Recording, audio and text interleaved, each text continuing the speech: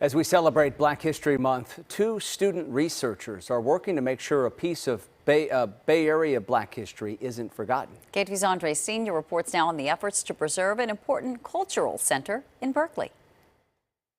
In the annals of American history, it is often pantheons like Martin Luther King, Malcolm X, or Rosa Parks who are rightfully recognized for their roles in the hard-fought battle for equality. Art Senator's still here.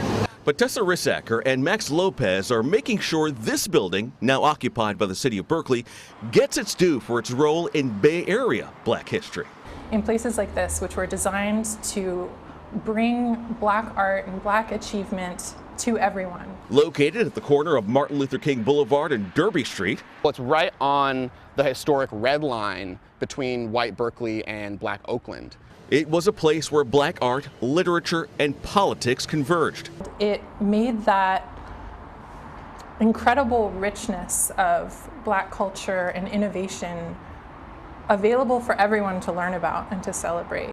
Before the interior of the building was redeveloped a few years ago, this is what it looked like inside. A grand hand-painted wooden ceiling, hanging chandeliers, and an organ loft where founder Marianne Pollard orchestrated jazz and soul programs. It's pretty amazing what they did. But to truly understand its impact is to know the throngs of Black elites that graced its halls. So this ability to mingle and be around these incredibly inspiring people was one of the things that made it so particularly vital and vibrant. There was also poet Maya Angelou, the country's first ever Black female best-selling author, who appeared here 1 year after the release of her autobiographical novel, I Know Why the Caged Bird Sings. She was even married here. James Baldwin was here all the time, Nina Simone, the folk singer Odetta, people that you could just go in and you'd be having your sandwich and they're at the next table and you can talk to them. And politics was also on the menu here.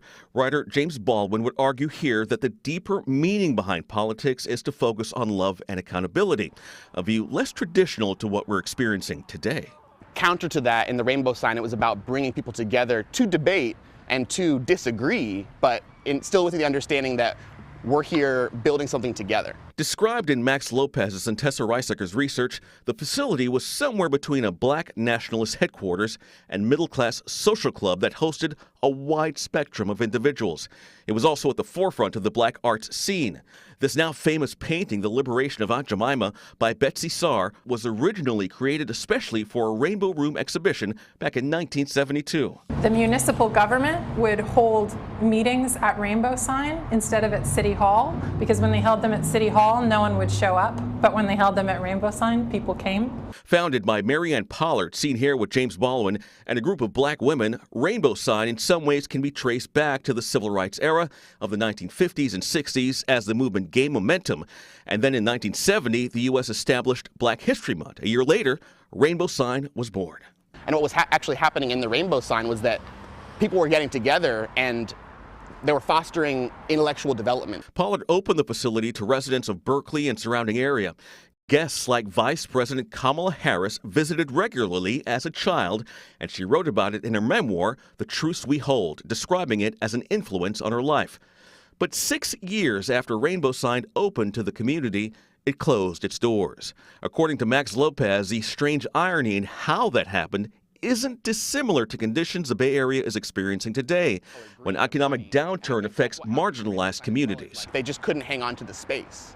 And it's harder and harder, like those spaces where people can encounter each other across difference, like I was saying, are under assault and have been for a long time. And I think it's one of those casualties. The hope now for Rissacker and Lopez is that the research they were a part of will lead to greater knowledge about Rainbow Room's place in Bay Area Black history and a preservation of its ideas, so perhaps Rainbow Sign's history of unity can pierce the hardening outer shell of division that grips the country today. What does it mean to not know your neighbor? What does it really mean to